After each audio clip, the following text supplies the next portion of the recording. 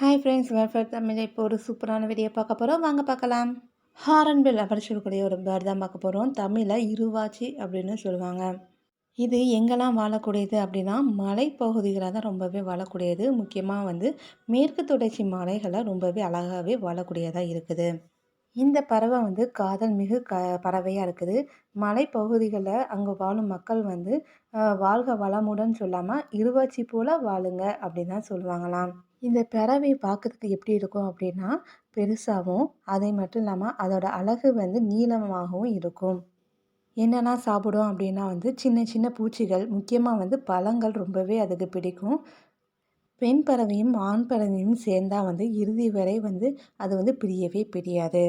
கடைசி காலம் வரை அது சேர்ந்தே இருக்கும். பெண் பறவை முட்டையிடும்போது மரங்களை ஃபஸ்ட்டு தேர்ந்தெடுக்குமா, ஆண் பறவையும் பெண் பறவையும். எந்த மரம் பெருசாக இருக்கோ அங்குள்ள மரத்தில் போய் ஃபஸ்ட்டு பார்க்குமா.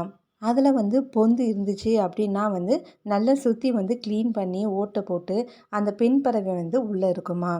அடுத்தாப்புல ஆண் பறவை என்ன பண்ணும் அப்படின்னா சுற்றி பெரிய ஓட்டையாக இருக்கிறதுனால அது சின்னதாக இருக்கணும் அப்படின்னு அது சுற்றி இருக்கிற மண் எல்லாமே எடுத்துகிட்டு அந்த சைடு ஓரத்தில் இருக்கிற இடத்துல ஃபுல்லாக அடைச்சி வச்சு வாய் மட்டும் வெளியில் இருக்கிறது மாதிரி அது ஃபுல்லாகவே செட்டப் பண்ணி வச்சிருமாம். அதுக்குள்ளே பெண் பறவை என்ன பண்ணும் அப்படின்னா அதோட இறகுகள் இருக்குல்ல, அது ஃபுல்லாகவே பெரிய பெரிய இறகுகள் எல்லாமே எடுத்து அது முட்டையிடுறதுக்காண்டி ஃபஸ்ட்டு மெத்த மாதிரி தயார் பண்ணி வச்சுக்கும். பெண் பறவையால் சில காலம் வரை பறக்க முடியாது.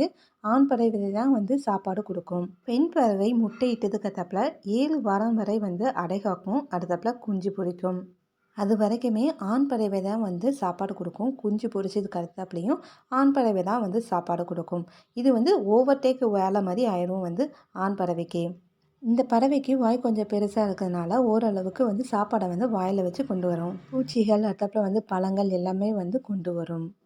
ஆண் பறவை பல தடவை பறந்து இதுகளுக்கு சாப்பாடு கொடுக்கறதுனால அது மெலிந்த நிலையில் காணப்படுமா.